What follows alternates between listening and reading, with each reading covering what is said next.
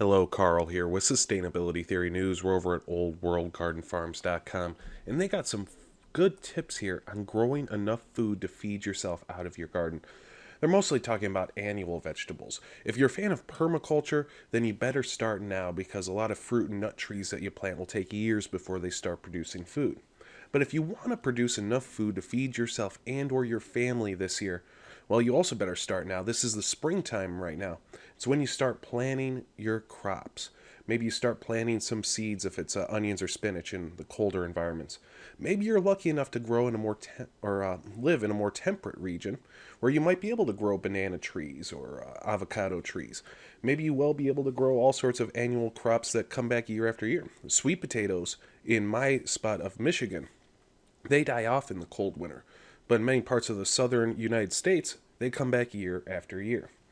But first things first, you have to plan on what you are consuming now. What kind of foods are you consuming now, and can you grow them in your environment? If not, maybe you want to substitute them. Now, I'll tell you this, if you want to grow a lot of calories, which is what you'll need to do if you only have a small amount of land, you're going to have to grow a lot of beans. Also, onions are pretty calorie dense for the amount of energy they take to grow. But beans and peas are by far the best annual vegetables in terms of energy density or caloric energy. Now, you're going to want to create your goals. Find out how many quarts, how many pints of salsas and soups and other sauces you're going to need.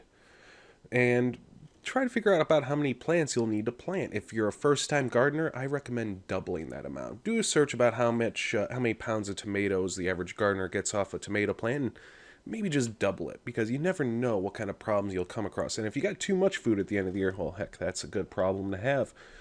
And storage is also very important. Canning, or really putting it in glass jars and sterilizing it, is probably the most common method for the home gardener. But in terms of beans, you can usually just dry them out and they'll be fine, and then just rehydrate them when you're ready to cook them. And of course, their last tip is supplementing with local sources.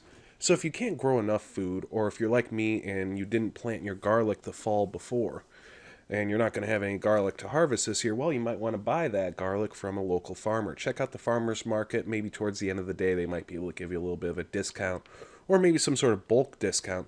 If, say, you buy a whole bunch of strawberries, then you just do your own jellies and jams off of those strawberries. Of course, the link for this article will be in the description, and if you'd like to see more news headlines like this, subscribe to my channel. Have a great day.